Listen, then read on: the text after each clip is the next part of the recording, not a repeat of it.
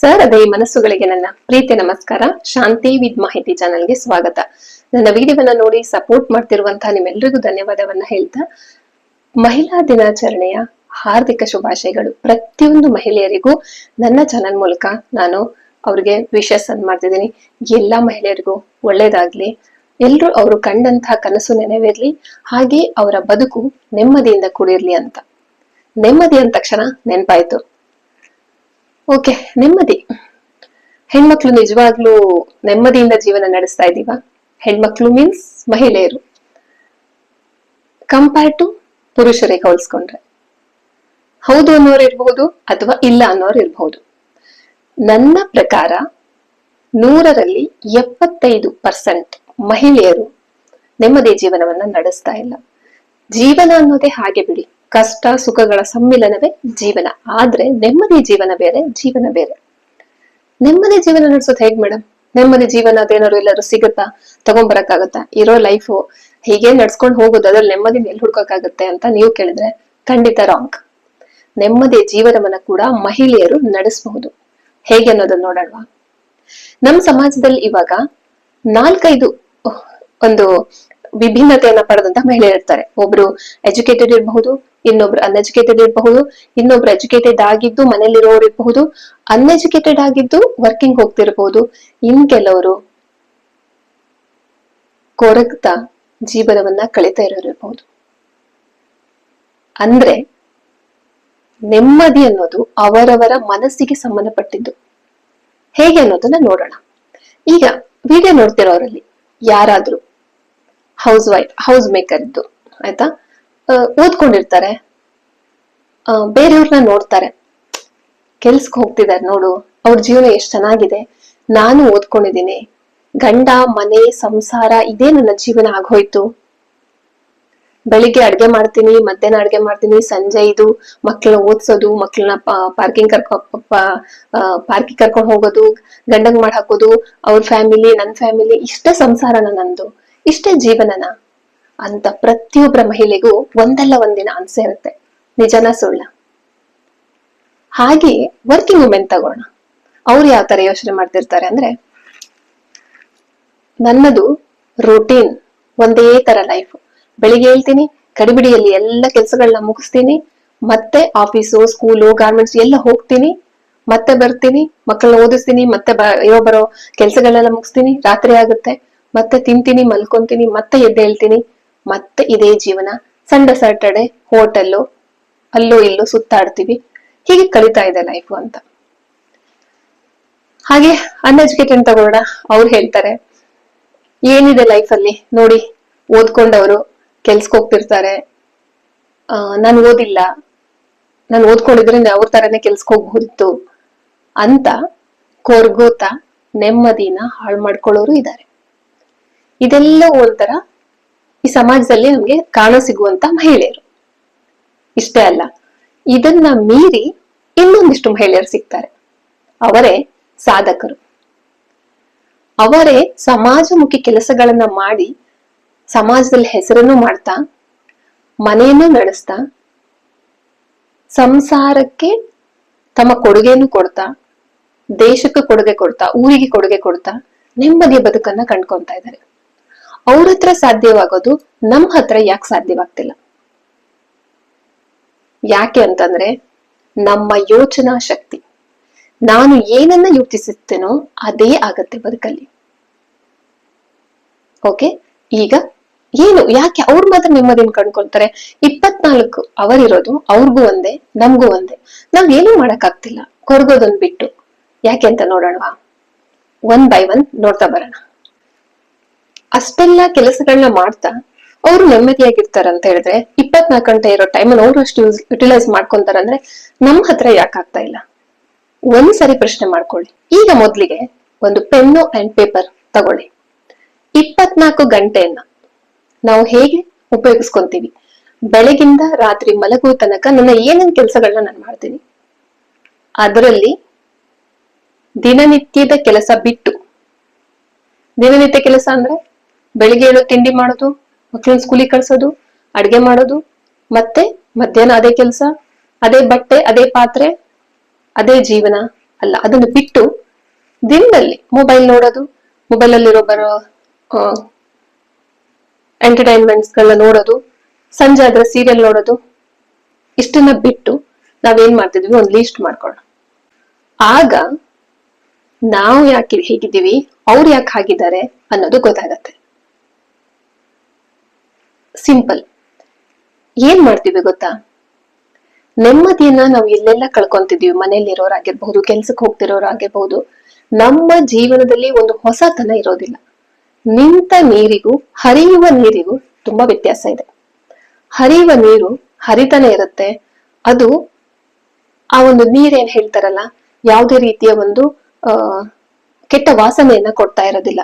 ಅಂದ್ರೆ ಅದು ಫ್ರೆಶ್ನೆಸ್, ಅದು ತುಂಬಾ ಏನ್ ಹೇಳ್ತಾರೆ, ಸ್ವಚ್ಛಂದವಾಗಿರುತ್ತೆ. ಅದೇ ನಿಂತ ನೀರಲ್ಲಿ ಸೊಳ್ಳೆ, ಹುಳಗಳು ಎಲ್ಲ ಕೂತ್ಕೊಂಡ್ಬಿಡುತ್ತೆ. ಹಾಗೆಯೇ ನಮ್ಮ ಜೀವನ. ನಾವು ನಿಂತ ನೀರು ಯಾವಾಗ ಆಗ್ತೀವೋ ಆವಾಗ ನಮ್ ಲೈಫ್ ಕೂಡ ಬೋರಿಂಗ್ ಬೋರಿಂಗ್ ಬೋರಿಂಗ್. ಕರೆಕ್ಟಾ? ನೀವು ಕೇಳ್ಬೋದು, ಮೇಡಮ್ ಅವ್ರಿಗೆ ಸಪೋರ್ಟಿವ್ ಆಗಿ ತುಂಬಾ ಜನ ನಿಲ್ಬಹುದು, ಅಥವಾ ಅವ್ರ ಹತ್ರ ಹಣ ಇದೆ, ಅದು ಅವ್ರು ಓದ್ಕೊಂಡಿದ್ದಾರೆ, ಅವ್ರು ಕೆಲ್ಸದಲ್ಲಿದ್ದಾರೆ, ಅವ್ರಿಗೆ ಎಲ್ರು ಬೆಂಬಲ ನೀಡ್ತಾರೆ. ನಮ್ಮ ಲೈಫ್ ಹೇಗ್ ಮೇಡಮ್, ಯಾರು ಇಲ್ಲ, ಓದ್ಕೊಂಡಿಲ್ಲ, ಅಥವಾ ನಮ್ಮ ಜೀವನ ಇಷ್ಟೇ, ನಾವು ಅವ್ರನ್ನ ಕಂಪೇರ್ ಮಾಡಕ್ಕಾಗತ್ತಂತ? ಖಂಡಿತ ಸುಳ್ಳು. ನಮ್ಮ ಹತ್ರ ಕೂಡ ನಾವು ಮನಸ್ಸು ಮಾಡಿದಲ್ಲಿ ನಮ್ಮ ನೆಮ್ಮದಿಯನ್ನ ನಾವು ಹುಡ್ಕೋಬಹುದು. ಹೇಗೆ ಅನ್ನೋದು ನೋಡೋಣ. ಮೊದ್ಲಿಗೆ, ಮಹಿಳೆಯರಂದ್ರೆ, ಹೆಣ್ಮಕ್ಳು ಅಂದ್ರೆ ತ್ಯಾಗಮಯಿ ಪಟ್ಟ ಅಂತ ಒಂದ್ ಕೊಟ್ಬಿಟ್ಟಿದ್ದಾರೆ ಮೊದ್ಲಿಂದನು. ಹೆಣ್ಣು ಅಂದ್ರೆ ತ್ಯಾಗಕ್ಕೆ ಇನ್ನೊಂದು ರೂಪ. ಅದು ನಮ್ಮ ನಾಡಿಗಳಲ್ಲೆಲ್ಲ ಹೋಗಿ ತುಂಬ್ಕೊಂಡ್ಬಿಟ್ಟಿದೆ. ಮಾತೆತ್ರ ಹೇಳ್ತಾರೆ, ನೀ ಅವ್ರಿಗೋಸ್ಕರ ತ್ಯಾಗ ಮಾಡು, ಇವ್ರಿಗೋಸ್ಕರ ತ್ಯಾಗ ಮಾಡು. ಜೀವನವೇ ಏನಾಗಿದೆ, ತ್ಯಾಗದ ಒಂದು ಗೂಡಾಗ್ಬಿಟ್ಟಿದೆ. ಇನ್ನೊಂದು ಕ್ವಶನ್ ಎದುರಾಗುತ್ತೆ, ಹಾಗಾದ್ರೆ ಸಂಸಾರ ಅಂದ್ರ ಮೇಲೆ ತ್ಯಾಗ ಮಾಡೋದ್ ಬೇಡ್ವಾ, ತ್ಯಾಗ ಮಾಡೋದ್ ತಪ್ಪ ಅಂತ? ಖಂಡಿತ ಅಲ್ಲ. ಅತಿಯಾದ ತ್ಯಾಗ ಎಷ್ಟ್ರ ಮಟ್ಟಿಗಂದ್ರೆ, ತನಗೇನ್ ಬೇಕು ಅಂತ ಗೊತ್ತಿಲ್ಲ, ತನ್ನ ಆಸೆ ಏನು ಅಂತ ಗೊತ್ತಿಲ್ಲ, ಏನೇ ಕೇಳಿದ್ರು ತನ್ನ ಗಂಡ, ತನ್ನ ಮಕ್ಕಳು, ತನ್ನ ಸಂಸಾರ, ಇದೇ ಪ್ರಪಂಚ. ಹೀಗಾದಾಗ್ಲೇನೆ ಅವಳ ನೆಮ್ಮದಿಯನ್ನ ಕಳ್ಕೊಳ್ಳೋದು. ಕೊನೆಯ ಕ್ಷಣ ಇನ್ನೇನು ನಮ್ಮ ಹೇಳ್ತಾರಲ್ಲ, ಶಕ್ತಿ ಎಲ್ಲ ಕುಂದಿದ್ಮೇಲೆ ಅನ್ಸಕ್ ಶುರು ಆಗುತ್ತೆ, ನಾನ್ ಏನ್ ಮಾಡ್ದೆ ಇಷ್ಟು ದಿನ. ನಮ್ಗೆ ಯಾರು ದೊಡ್ಡ ಕಿರೀಟವನ್ನ ತಂದು ಕೊಡೋದಿಲ್ಲ. ಸಂಸಾರ ಅಂದ್ರ ಮೇಲೆ ತ್ಯಾಗ ಬೇಕು. ಬರೋದು ಕೇವಲ ಹೆಣ್ಮಕ್ಳಿಗೆ ಅಥವಾ ಮಹಿಳೆಯರಿಗಲ್ಲ, ಗಂಡು ಮಕ್ಳು ಕೂಡ ತ್ಯಾಗ ಮಾಡ್ಬೇಕು. ಮಾಡೋದ್ ಅಂದ್ರೆ ಎಲ್ಲರಿಗೂ ನಾನು ಹೇಳ್ತಿಲ್ಲ, ಕೆಲವು ಗಂಡು ಮಕ್ಳು ತ್ಯಾಗ ಮಾಡ್ತಾರೆ. ಅವರು ಕೂಡ ಹೆಣ್ಮಕ್ಳಿಗೆ ಸಪೋರ್ಟ್ ಮಾಡ್ತಾ, ಎಷ್ಟೋ ಜನ ಇದ್ದಾರೆ ಮಹಿಳೆಯರಿಗೆ ಸಪೋರ್ಟ್ ಮಾಡ್ತಾ, ತಮ್ಮ ಕೆಲ್ಸದ ಜೊತೆ ಅವ್ರಿಗೂ ಹೆಲ್ಪ್ ಮಾಡ್ಕೊಂಡಿರೋರು ಇದ್ದಾರೆ, ಆದ್ರೆ ತುಂಬಾ ಕಡಿಮೆ. ಈಗ ವರ್ಕಿಂಗ್ ವುಮೆನ್ ತಗೊಳ್ಳಿ, ಬೆಳಗಾದ್ರೆ ಸಂಜೆ ತನಕ ಒಳ್ಳೆ ಮೆಷಿನ್ ತರ ಕೆಲಸ ಮಾಡ್ತಾರೆ. ಇಲ್ಲೂ ಮಾಡ್ತಾರೆ, ಹೊರಗೂ ಮಾಡ್ತಾರೆ. ಹೆಣ್ಮಕ್ಳು ತಮ್ಮ ಮಕ್ಕಳ ಜವಾಬ್ದಾರಿನ ಹೊರ್ತಾರೆ. ಗಂಡ್ ಮಕ್ಳಿಗೆ ಹಾಗಿರೋದಿಲ್ಲ. ಗಂಡಸರು ಏನ್ ಮಾಡ್ತಾರೆ, ಆಫೀಸ್ ಕೆಲ್ಸ ಅಂತ ಹೋಗ್ಬಿಟ್ರೆ ಸಂಜೆ ಬಂದ್ರೆ ಊಟ ರೆಡಿ ಇರುತ್ತೆ. ಅವ್ರು ಬಂದು ನಮ್ಗೆ ಊಟ ಬಡಿಸಿರುವಂತ ಅಡ್ಗೆ ಮಾಡಿ ಬಡಿಸುವಂತ ಪ್ರಸಂಗ ಇದೆಯಾ ಯಾರ ಮನೇಲಾದ್ರೂ? ಕೆಲಸಕ್ಕೆ ಹೋಗೋ ಮಹಿಳೆಯರು ಬಂದು ಅಡ್ಗೆ ಮಾಡಿ ಊಟ ಬಡಿಸ್ತಾರೆ. ಅದೇ ಹೆಣ್ಮಕ್ಳು ಕೆಲ್ಸಕ್ಕೆ ಹೋಗಿ ಬಂದು ಆರಾಮ್ಸೆ ಕೂತ್ಕೊಂಡ್ಬಿಟ್ರೆ, ಗಂಡ್ಮಕ್ಳು ಕೆಲ್ಸಕ್ಕೆ ಹೋಗಿ ಬಂದು ಅಡಿಗೆ ಮಾಡಿ ಬಡಿಸಿದ್ದು ನೋಡೋದು ಸಿಗೋದು ಅಪರೂಪ ಅನ್ಕೊಂತೀನಿ. ಅಂದ್ರೆ ಕೆಲ್ಸಕ್ಕೆ ಹೋಗೋ ತಪ್ಪ ಅಂತ ನೀವು ಕೇಳ್ಬೋದು. ಖಂಡಿತ ಇಲ್ಲ, ಕೆಲಸಕ್ಕೆ ಹೋಗ್ಬೇಕು, ಸ್ವಾಭಿಮಾನದ ಬದುಕನ್ನ ನಡೆಸ್ಬೇಕು. ಆದ್ರೆ ನಾವು ನಮ್ಮ ಆರೋಗ್ಯವನ್ನ ಕೆಡಿಸ್ಕೊಂತ ಇದೀವಿ. ಸ್ವತಂತ್ರ ಬೇಕು ಅಂತ, ನಾನು ದುಡಿಬೇಕು, ಅವರಿಗೆ ಸರಿ ಸಮಾನವಾಗಿ ನಿಲ್ಬೇಕು ಅನ್ನೋ ಒಂದು ರೇಸಿಗೆ ಇಳಿದ್ಬಿಟ್ಟು ಆರೋಗ್ಯವನ್ನ ಕೆಡಿಸ್ಕೊಂತಿದೀವಿ. ಮಕ್ಕಳ ಕಡೆ ಗಮನ ಇಲ್ಲ, ಸಂಸಾರದಲ್ಲಿ ಸುಖ ಇಲ್ಲ ಅನ್ನೋ ತರ ಹೆಚ್ಚಿನ ಜನ ಜೀವನವನ್ನ ಮಾಡ್ತಿದ್ದಾರೆ. ಹಾಗಾಗಿ ಇದು ತಮ್ಮ ನೆಮ್ಮದಿಯನ್ನ ಹಾಳು ಮಾಡಿಕೊಳ್ಳುವ ಒಂದು ಪರಿ. ತ್ಯಾಗ ಎಷ್ಟು ಮಾಡ್ಬೇಕು ಅಷ್ಟು ಮಾಡೋಣ, ಅತಿಯಾದ್ರೆ ಅಮೃತನು ವಿಷನೇ. ಈಗ ಸೆಕೆಂಡ್ ಪಾಯಿಂಟ್, ಅತಿಯಾದ ನಿರೀಕ್ಷೆ. ಇದು ಮನೇಲಿರೋರಾಗಿರ್ಬಹುದು, ಕೆಲ್ಸಕ್ಕೆ ಹೋಗೋ ಮೇಲಾಗಿರ್ಬಹುದು, ಇಲ್ಲಿ ಯಾವುದೇ ಪಾರ್ಶಾಲಿಟಿ ಇಲ್ಲ, ಎಲ್ಲರದ್ದು ಸೇಮ್ ನಿರೀಕ್ಷೆಗಳು. ಪುರುಷರಿಗೂ ಮತ್ತು ಮಹಿಳೆಯರಿಗೂ ಹೋಲಿಸ್ಕೊಂಡ್ರೆ ತುಂಬಾ ನಿರೀಕ್ಷೆ ಮಾಡೋದು ಮಹಿಳೆಯರು. ಗಂಡನಿಂದ, ಮಕ್ಕಳಿಂದ, ಸಮಾಜದ ಪ್ರತಿಯೊಂದು ನಿರೀಕ್ಷೆ ಮಾಡ್ತಾರೆ. ನಾನು ಹೇಳದನೇ ಅದು ನಡಿಬೇಕು, ನನ್ನನ್ನು ಹೇಳ್ದೇನೆ ಅವ್ರು ಅರ್ಥ ಮಾಡ್ಕೋಬೇಕು, ನನ್ನನ್ನ ನನ್ನ ನನ್ನ ತಲೆಯಲ್ಲಿರೋದೆಲ್ಲ ಅವ್ರಿಗೆ ಅರ್ಥ ಆಗ್ಬೇಕು, ನನ್ನ ಯೋಚನೆಗಳು ಅವ್ರ ಯೋಚನೆಗಳೇ ಆಗ್ಬೇಕು ಅಂತ ಬಯಸ್ತೀವಿ. ಇದು ತುಂಬಾ ನೆಮ್ಮದಿಯನ್ನು ಹಾಳು ಮಾಡುವಂತ ಇನ್ನೊಂದು ವಿಷಯ. ನನ್ನನ್ನ ಕೇಳಕ್ ಹೋದ್ರೆ ಅರ್ಥ ಆಗೋದಿಲ್ಲ. ಈ ಭಗವಂತ ಈ ಸೃಷ್ಟಿನ ಗಂಡು ಹೆಣ್ಣು ಎರಡು ಹೇಗೆ ಒಂದು ಫಿಸಿಕಲಿ ಚೇಂಜ್ ಮಾಡಿದನೋ, ಮಾನಸಿಕವಾಗಿ ಅಂದ್ರೆ ದೈಹಿಕವಾಗಿ ಅಷ್ಟೇ ಅಲ್ಲದೆ ಮಾನಸಿಕವಾಗಿ ಕೂಡ ಅವರು ನಮ್ಮಷ್ಟು ಸೂಕ್ಷ್ಮ ಅಲ್ಲ. ಹೇಳದೆ ಅರ್ಥ ಮಾಡ್ಕೊಳ್ಳುವಂತಹ ಒಂದು ಏನ್ ಹೇಳ್ತಾರೆ ಸ್ಕಿಲ್ ಅನ್ನ ಅವ್ರಷ್ಟು ಪಡ್ಕೊಂಡ್ ಬಂದಿಲ್ಲ. ಹಾಗಂತ ಎಲ್ರು ಅಲ್ಲ, ಒಂದಿಷ್ಟು ಜನ ಇರ್ಬಹುದು ಹೇಳದನೆ ಅರ್ಥ ಮಾಡ್ಕೊಳ್ಳುವಷ್ಟು ಪುರುಷರು ಇರ್ಬೋದು, ಆದ್ರೆ ಬೆರಳೆಣಿಕೆ ಅಷ್ಟು. ಮತ್ತೆಲ್ರಿಗೂ ನಾವು ಹೇಳ್ಬೇಕು, ಹೇಳಿದ್ಮೇಲೆ ಕೂಡ ಅರ್ಥ ಮಾಡ್ಕೊಂಡಿರೋರು ಹೆಚ್ಚು. ಹಾಗಾಗಿ ಅತಿ ನಿರೀಕ್ಷೆ ಅನ್ನೋದು ತುಂಬಾ ನೋವನ್ನ ಕೊಡುತ್ತೆ. ಹಾಗಾಗಿ ಯಾರ ಮೇಲೂ ಅತಿಯಾದ ನಿರೀಕ್ಷೆನ ಬಿಟ್ಬಿಡಿ. ಇದು ನೆಮ್ಮದಿಯ ಇನ್ನೊಂದು ಸೂತ್ರ. Next, comparison. ಎಲ್ಲಿ ತನಕ ಕಂಪೇರ್ ಮಾಡ್ತೀವಿ ಅಂತಂದ್ರೆ, ಫಿಲ್ಮ್ ಆಕ್ಟರ್ ನೋಡಿ ಕಂಪೇರ್ ಮಾಡ್ಕೊಳ್ಳೋದು, ಸೀರಿಯಲ್ ಆಕ್ಟರ್ ನೋಡಿ ಕಂಪೇರ್ ಮಾಡ್ಕೊಳ್ಳೋದು, ಕೆಲ್ಸಕ್ಕೆ ಹೋಗೋ ಲೇಡೀಸ್ ನೋಡಿ ಕಂಪೇರ್ ಮಾಡ್ಕೊಳ್ಳೋದು, ಪಕ್ಕದ ಮನೆಯವ್ರು ನೋಡಿ ಕಂಪೇರ್ ಮಾಡ್ಕೊಳ್ಳೋದು, ಪ್ರತಿಯೊಂದು ವಿಷಯದಲ್ಲೂ ಕಂಪ್ಯಾರಿಸನ್. ಅಂದ್ರೆ ಎಷ್ಟು ಚೆನ್ನಾಗಿದೆ ಅವ್ರ ಲೈಫು, ನಾನ್ ಹೆಂಗ್ ಜೀವನ ಕಳೀತಾ ಇದ್ದೀನಿ, ಎಂತ ಲಕ್ಸುರಿ ಲೈಫ್ ನಡೆಸ್ತಾ ಇದ್ದಾರೆ ಅವರೆಲ್ಲ ಅಂತ ಹೇಳಿ ಕೊರಗುವಂಥದ್ದು. ಖಂಡಿತ ಇದು ತಪ್ಪು. ಎಲ್ಲರ ಮನೆಯ ದೋಸೆನು ತೂತು ಅನ್ನೋದನ್ನ ನಾವು ಫಸ್ಟ್ ಮನವರಿಕೆ ಮಾಡ್ಕೊಂಡ್ರೆ ನೆಮ್ಮದಿ ಖಂಡಿತ ಸಿಗತ್ತೆ. ನಮ್ಮದು ಒಂಥರ ಸಮಸ್ಯೆ ಆದ್ರೆ ಇನ್ನೊಬ್ಬರ ಮನೆಯ ಸಮಸ್ಯೆ ಇನ್ನೊಂದು ರೀತಿಯದಿರುತ್ತೆ. ಆದ್ರೆ ಅವರು ಆ ಸಮಸ್ಯೆಯ ನಡುವೆ ಖುಷಿಯಾಗಿರೋದನ್ನ ಕಂಡ್ಕೊಂಡಿರ್ತಾರೆ. ನಾವು ಅದನ್ನ ಆ ಸಿದ್ಧಿನ ಪಡ್ಕೊಂಡ್ ಬಂದಿರಲ್ಲ. ಅದಕ್ಕೋಸ್ಕರ ದುಃಖ ದುಃಖ ದುಃಖ. ಓಕೆ, 3 ಆಯ್ತಲ್ವಾ? ಅತಿಯಾದ ತ್ಯಾಗ, ಅತಿಯಾದ ನಿರೀಕ್ಷೆ, ಅತಿಯಾದ ಕಂಪ್ಯಾರಿಸನ್, ಹೋಲಿಸೋದು. ಓಕೆ, 3 ಆಯ್ತು. ನೆಕ್ಸ್ಟ್, ವ್ಯಾಮೋಹ. ಕೋಪ ಬರ್ತಿರ್ಬಹುದು ಹೆಚ್ಚಿನವರಿಗೆ. ಏನು ಇದು ಬರೀ ಲೇಡೀಸ್ ಮಾತ್ರ ಇರುತ್ತಾ? ಮಹಿಳಾ ದಿನಾಚರಣೆ ದಿವಸ ಇಷ್ಟೊಂದು ಮಹಿಳೆಯರನ್ನ ಕೇವಲವಾಗಿ ಮಾತಾಡ್ತಿದ್ದೀರಾ ಅಂತ. ನಾನು ಒಬ್ಬಳು ಮಹಿಳೆ ಆಗಿ ಇಲ್ಲಿ ಕೇವಲ ಅಥವಾ ಅಲ್ಲ, ನಮ್ಮ ಇರುವ ಮನಸ್ಥಿತಿ ಅದನ್ನ ನಾವು ತಿದ್ಕೋಬೇಕು ಅನ್ನೋದಕ್ಕೆ ಇದು ಮಾಡ್ತಿರುವಂತಹ ವಿಡಿಯೋ. ಹಾಗಂತ ಹೇಳಿ ಈ ವಿಡಿಯೋದಲ್ಲಿ ನಾನು ತಪ್ಪುಗಳನ್ನ ಕಂಡುಹಿಡಿತಿಲ್ಲ, ಸರಿ ಮಾಡ್ಕೊಳ್ಳೋ ದಾರಿಯನ್ನ ನಾನು ಕೂಡ ಹೇಳ್ತಾ ಇದ್ದೀನಿ. ಅತಿಯಾದ ವ್ಯಾಮೋಹ ಎಷ್ಟು ಅಂತಂದ್ರೆ, ಪುರುಷರನ್ನ ತಗೊಳ್ಳಿ, ಅವ್ರ ಹತ್ರ ತುಂಬಾ ರಾಶಿ ಹಾಕುವಷ್ಟು ಕಬೋರ್ಡ್ ತುಂಬಾ ಬಟ್ಟೆಗಳಿರಲ್ಲ, ಗಮನಿಸಿದ್ದೀರಾ? ಅದೇ ನಮ್ ಲೇಡೀಸ್ ಅಲ್ಲಿ ನೋಡಿ, ಎಷ್ಟು ಬಟ್ಟೆಗಳಿದ್ರು ಸಾಕಾಗಲ್ಲ. ಒಡವೆಗಳು, ಅವ್ರು ಹೇಗಿರ್ತಾರೆ ಪುರುಷರು? ಒಂದು ವಾಚು, ಒಂದು ಪರ್ಸು, ಇಷ್ಟೆಲ್ಲ ಸಿಂಪಲ್ ಅವ್ರದ್ದು ಇರುತ್ತೆ. ಬಟ್ ನಮ್ದು ಹಾಗಲ್ಲ. ಇರ್ಲಿ, ಹೆಣ್ಣು ಮಕ್ಕಳು ಇರೋದೇ ಹಾಗೆ, ಅದನ್ನು ಬದಲು ಮಾಡೋದಕ್ಕಾಗೋದಿಲ್ಲ. ಆದರೆ ಅತಿ ಎಷ್ಟು ಬೇಕು ಬದುಕ್ಲಿಕ್ಕೆ? ಒಂದು ಮನೆ, ಒಂದಿಷ್ಟು ಒಡವೆ, ಒಂದಿಷ್ಟು ದುಡ್ಡು, ಕೆಲ್ಸ ಎಲ್ಲ ಓಕೆ. ಅದನ್ನ ಮೀರಿ ಕೂಡ ವ್ಯಾಮೋಹ ಪಡ್ತಾರೆ ಕೆಲವರು. ಅಂದ್ರೆ ನಂದ್ರ ಒಂದ್ ಮನೆ ಇದೆ ಅಂದ್ರೆ ಅವ್ರದ್ರಲ್ಲಿ 2 ಮನೆ ಮಾಡ್ಕೊಂಡಿದ್ದಾರೆ. ನಾವೇನ್ ಕಡಿಮೆನಾ? ಜಿದ್ದಿಗ್ ಬಿಡುವಂತದ್ದು, ನೆಮ್ಮದಿ ಹಾಳು ಮಾಡ್ಕೊಳ್ಳೋದು, ಬೇರೆ ಯಾವ್ದ್ರ ಬಗ್ಗೆ ಕೇರಿಂಗ್ ಇರೋದಿಲ್ಲ. ಅವಾಗ ಹೆಲ್ತ್ ಹಾಳಾಗೋಗುತ್ತೆ. ಮಕ್ಕಳ ಎಜುಕೇಶನ್ ಬಗ್ಗೆ ಕೇರಿಂಗ್ ಇರೋದಿಲ್ಲ, ಅವರು ದಾರಿ ತಪ್ತಾರೆ. ಅಂದ್ರೆ ಅತಿಯಾದ ವ್ಯಾಮೋಹ. ಅಷ್ಟೇ ಅಲ್ಲ, ಒಡವೆ ವಸ್ತ್ರ ಒಂದು ಪಂಗಡ, ಒಂದು ಕಡೆ ಆದ್ರೆ ಇನ್ನೊಂದು ಮಕ್ಕಳ ಮೇಲೆ ಟೆನ್ಷನ್, ಮಕ್ಕಳ ಎಜುಕೇಶನ್ ಟೆನ್ಷನ್ ಮಾಡ್ಕೊಳ್ಳೋದು, ಗಂಡ ಲೇಟ್ ಆಗಿ ಬಂದ್ರು ಟೆನ್ಷನ್ ಮಾಡ್ಕೊಳ್ಳೋದು, ಎಲ್ಲದಕ್ಕೂ ಟೆನ್ಷನ್ ಮಾಡ್ಕೊಳ್ಳೋದು. ಮತ್ತೆ ನನ್ನ ಗಂಡ, ನನ್ನ ಮನೆ, ನನ್ನ ಸಂಸಾರ ಅಂತ ಅತಿಯಾದ ವ್ಯಾಮೋಹ. ಖಂಡಿತ ಇದು ನಮ್ಮ ನೆಮ್ಮದಿಯನ್ನ ಹಾಳು ಮಾಡುತ್ತೆ. ಪ್ರೀತಿ ಇರಲಿ, ಪ್ರೀತಿ ಮಾಡೋಣ, ವ್ಯಾಮೋಹ ಬೇಡ. ಪ್ರೀತಿಗೂ ಮತ್ತು ವ್ಯಾಮೋಹಕ್ಕೂ ತುಂಬಾ ವ್ಯತ್ಯಾಸ ಇದೆ. ಅವೆರಡು ನನ್ನ ಪ್ರಕಾರ ತದ್ವಿರುದ್ಧ. ಪ್ರೀತಿ ಕೊಟ್ರೆ ನಮ್ಮ ನೆಮ್ಮದಿ ಹಾಳಾಗೋದಿಲ್ಲ. ಬೇಕಾದ್ರೆ ನೋಡಿ, ಒಂದು ಎಕ್ಸಾಂಪಲ್, ಒಂದು ವಸ್ತುನ, ಈಗ ಒಂದು ಎಕ್ಸಾಂಪಲ್, ಇದೊಂದು ಪೆನ್ಸಿಲ್, ನಾನು ತುಂಬಾ ಪ್ರೀತಿಯಿಂದ ಇದನ್ನ ತಗೊಂಡಿದ್ದೀನಿ. ಇದ್ರ ಮೇಲೆ ಪ್ರೀತಿ ಇದೆ ನನ್ಗೆ, ಯಾಕಂದ್ರೆ ಇದೊಂದು ಫೋಟೋ ಇದೆ, ತುಂಬಾ ಇಷ್ಟ ಅನ್ಕೊಳ್ಳೋಣ. ಇದು ಮಿಸ್ ಆಗೋಯ್ತು. ಸೊ ನನ್ಗೆ ಮಿಸ್ ಆಯ್ತಾ, ಓಕೆ ನಾನೆಲ್ಲೋ ಮಿಸ್ ಮಾಡಿದೆ, ಒಂದು ಕ್ಷಣ ಅನ್ಸುತ್ತೆ, ಬಿಟ್ಬಿಡ್ತೀನಿ. ಪ್ರೀತಿ ಅಷ್ಟೇ ಅದು. ಅದೇ ಇದ್ರ ಮೇಲೆ ತುಂಬಾ ವ್ಯಾಮೋಹ ಇಟ್ಕೊಳ್ಳೋದಂದ್ರೆ, ಅದಂದ್ರೆ ನನ್ ಪ್ರಾಣ, ಅದಂದ್ರೆ ನನ್ಗೆ ಅದನ್ನ ಎಷ್ಟು ದಿನ ನೋಡ್ತಾ ಇರ್ಬೇಕು, ನಾನು ಅದ್ರಲ್ಲೇ ಬರಿಬೇಕು, ನನ್ಗೆ ಅದಿಲ್ಲ ಅಂದ್ರೆ ಕೈನೇ ಓಡಲ್ಲ ಮುಂದಕ್ಕೆ, ಇದಂದ್ರೆ ನನಗೆ ಎಲ್ಲದಕ್ಕಿಂತ ಹೆಚ್ಚು ಅಂತ ಹೇಳಿ ನಾವೇನಾದ್ರೂ ಈ ಥಿಂಗ್ಸ್ ಅಂತಲ್ಲ, ಯಾವ್ದ್ರ ಮೇಲಾದ್ರೂ ವ್ಯಾಮೋಹ ಇಟ್ಕೊಂಡ್ರೆ ನಮ್ಮ ನೆಮ್ಮದಿ ಪಾತಾಳಕ್ಕಿಳಿಯತ್ತೆ. ಇದು ಕೂಡ ನೆಮ್ಮದಿಯನ್ನ ಕೆಡ್ಸ್ಕೊಳ್ಳೋದು. ನನ್ನ ಯೂಟ್ಯೂಬ್ ಚಾನಲ್ ಅಲ್ಲಿ ಹೆಚ್ಚಿನ ಜನ ಮಹಿಳೆಯರು ಕಮೆಂಟ್ ಮಾಡ್ತಾರೆ, ಅದರಲ್ಲಿ ಮಕ್ಕಳ ಬಗ್ಗೆ ಅತಿಯಾದ ಚಿಂತೆ ಮಾಡೋದು, ಮಾರ್ಕ್ಸ್ ಬಗ್ಗೆ ಆಗಿರಬಹುದು, ಓದ್ತಾ ಇಲ್ಲ ಅಂತ ಹೇಳೋದ್ರ ಬಗ್ಗೆ ಆಗಿರಬಹುದು, ಸಾಕಷ್ಟು ಮಕ್ಕಳ ಬಗ್ಗೆ ಚಿಂತೆ ಮಾಡೋದು ತಾಯಂದಿರು, ಮಹಿಳೆಯರು. ಓಕೆ, ಇದನ್ನ ಸ್ವಲ್ಪ ಕಡಿಮೆ ಮಾಡ್ಕೊಳ್ಳೋಣ. ಓಕೆ, ನೆಕ್ಸ್ಟ್ ಅಸೂಯೆ, ಹೊಟ್ಟೆ ಕಿಚ್ಚು.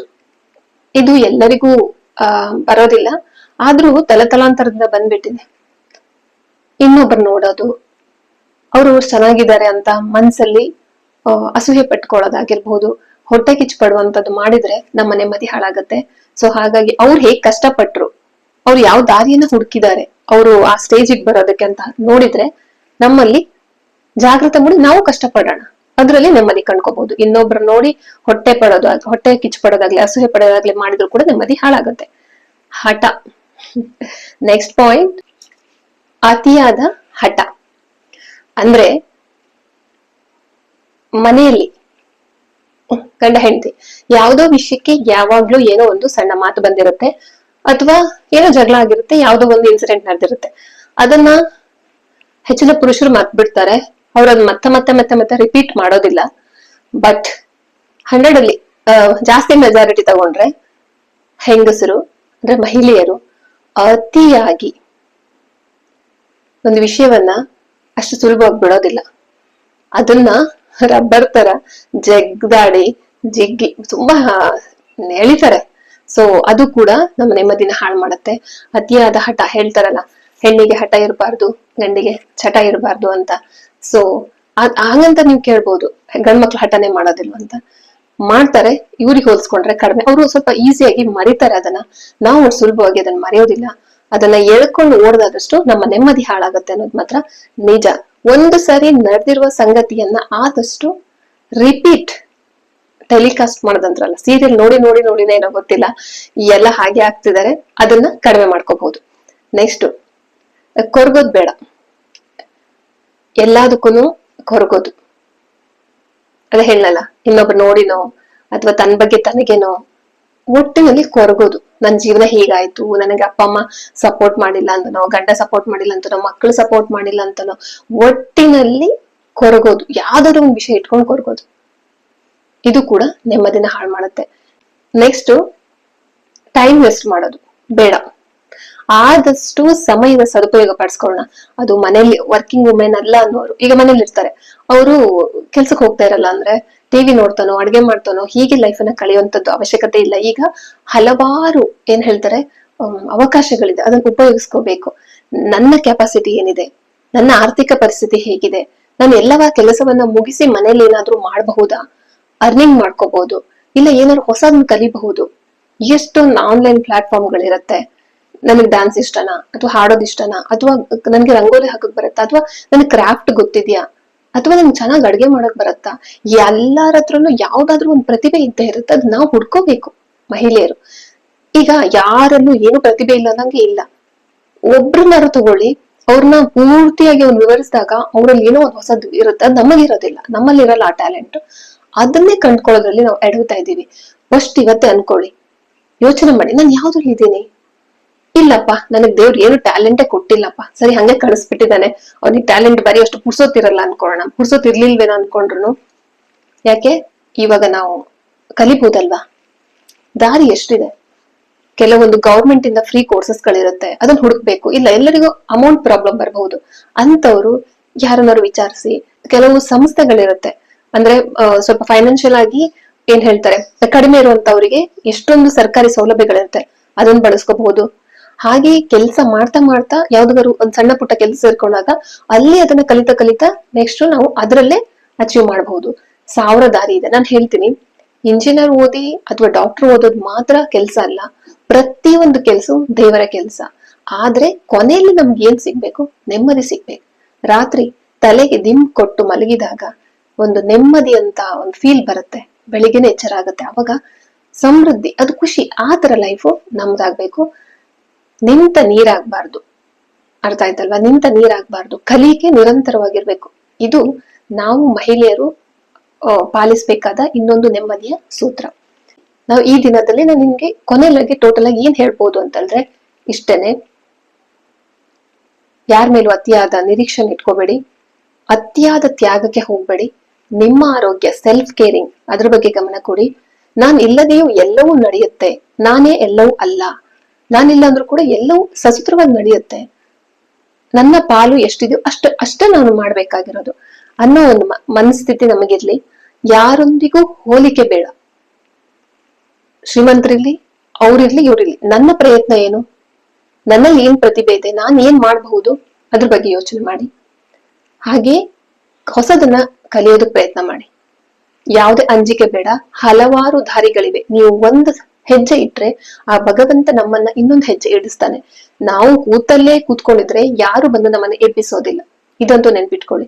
ನನಗ್ ಬರೋದಿಲ್ಲ, ನನಗೆ ಭಾಷೆ ಗೊತ್ತಿಲ್ಲ, ನನಗೆ ಅಕ್ಷರ ಜ್ಞಾನ ಇಲ್ಲ, ಅಥವಾ ನನಗೆ ಭಯ, ಹೀಗೆ ಕೂತ್ಕೊಂಡ್ರೆ ಹೀಗೆ ಇರ್ತೀವಿ. ಒಂದ್ ಹೆಜ್ಜೆ ಇಡಿ, ಹೇಳಿದ್ನಲ್ಲ, ಇನ್ನೊಂದ್ ಹೆಜ್ಜೆನ ಭಗವಂತನೇ ಇರಿಸ್ತಾನೆ. ಆವಾಗ ನಿಮ್ಗೆ ಬದುಕು ನೆಮ್ಮದಿ ಅನ್ಸುತ್ತೆ, ಖುಷಿ ಅನ್ಸುತ್ತೆ. ನಾನು ಈ ಭೂಮಿಗೆ ಬಂದು ಏನೋ ಒಂದ್ ಮಾಡಿದೀನಲ್ವಂತ. ಕೊನೆಯದಾಗಿ ಹೇಳ್ಬೇಕಂದ್ರೆ ನೆಮ್ಮದಿಯ ಗುಟ್ಟು ಇದ್ರಲ್ಲಿದೆ. ಏನ್ ಗೊತ್ತಾ? ಸಮಾಜಮುಖಿ ಕೆಲಸವನ್ನ ಮಾಡೋಣ. ಏನ್ ಮೇಡಮ್, ನಮ್ ಜೀವನವೇ ನಮ್ ಕಷ್ಟ ಆಗಿದೆ ಇರುವಾಗ ಸಮಾಜಮುಖಿ ಕೆಲಸ ಅಂದ್ರೆ ದೊಡ್ಡದಾಗಿ ನಾವು ಲಕ್ಷಾಂತರ ರೂಪಾಯಿ ಸೊಸೈಟಿ ಕೊಡ್ಬೇಕಂತ ಏನೂ ಇಲ್ಲ. ಸಣ್ಣ ಸಣ್ಣ ಸಣ್ಣ ಸೇವೆಗಳನ್ನ ಮಾಡಬಹುದು. ಹಣನೇ ಕೊಟ್ಟು ಎಲ್ಲವನ್ನ ಮಾಡ್ಬೇಕು ಅಂತಿಲ್ಲ. ಈಗ ಹಣ ಇರುವವರು ಹಣ ಕೊಡ್ತಾರೆ, ಸಮಾಜ ಸೇವೆಯನ್ನ ಮಾಡಬಹುದು. ಆದ್ರೆ ನೀವು, ನಿಮ್ಮಲ್ಲಿ ಟ್ಯಾಲೆಂಟ್ ಇದೆಯಾ, ನಿಮ್ಗೆ ಓದ್ಕೊಂಡಿದ್ದೀರಾ, ಒಂದು ಬಡ ಮಕ್ಕಳಿಗೆ ಸಹಾಯ ಆಗುವಂತ ವಿದ್ಯಾಭ್ಯಾಸ ಕೊಡಿಸಬಹುದು. ಬಡವರಿದ್ರೆ ಅವ್ರಿಗೆ ನಮ್ಮ ಹತ್ರ ಇರುವಂತಹ ಒಂದು ವಸ್ತ್ರನೋ ಬಟ್ಟೆ ಯಾವ್ದನ್ನಾದ್ರೂ ಕೊಟ್ಟು ಹೆಲ್ಪ್ ಮಾಡಬಹುದು. ಮಾಲ್ಗಳಲ್ಲೇ ಪ್ರತಿ ಒಂದ್ಸರಿ ಐಟಮ್ ತಗೊಳ್ಳೋ ಬದಲು ಹಣ್ಣು ಅದಿವೆಲ್ಲ ರೋಡ್ ಹತ್ರ ಇರುವಂತಹ ಸ್ವಲ್ಪ ಬೆವರು ಸೂಸಿ ಕೂತಿರುವಂತ ಅಜ್ಜ ಅಜ್ಜಿ ಹತ್ರ ನಾವು ಹಣ್ಣು ತಗೊಂಡು ಅವ್ರಿಗೆ ಸ್ವಲ್ಪ ಹಣ ಸಹಾಯ ಮಾಡ್ಬೋದು. ಸಾವಿರಾರು ದಾರಿಗಳಿವೆ. ಇದೆಲ್ಲ ಮಾಡಿದಾಗ ನಮ್ಗೆ ಒಂಥರ ಮೈಂಡ್ ತುಂಬಾ ಖುಷಿ ಪಡುತ್ತೆ. ಆ ಮನ್ಸಿದೆಯಲ್ಲ, ನೀನ್ ಇವತ್ತೇನೋ ಒಂದ್ ಮಾಡಿದ್ಯಾ, ಓ ಗುಡ್ ಅನ್ನತ್ತೆ. ಇವೆಲ್ಲವೂ ನೆಮ್ಮದಿಯ ದಾರಿಗಳು ಅಷ್ಟೆ.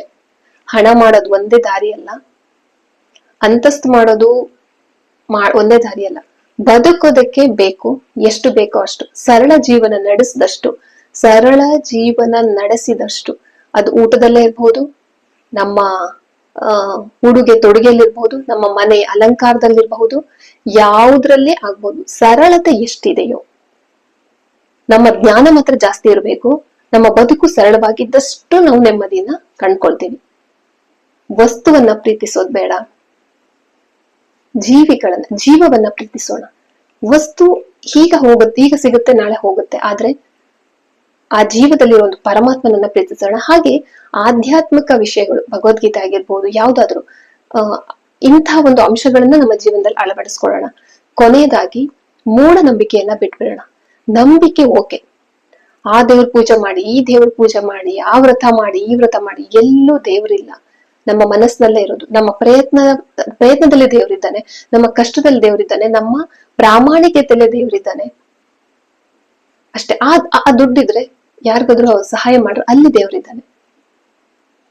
ಈ ಸೊಸೈಟಿಯಿಂದ, ಈ ಪ್ರಕೃತಿಯಿಂದ, ಈ ಸಮಾಜದಿಂದ ಎಷ್ಟು ತಗೊಂತೀವೋ ಅದರಲ್ಲಿ 1% ಕೂಡ ಕೊಡೋದು ನೆಮ್ಮದಿಯನ್ನ ಕೊಡುತ್ತೆ.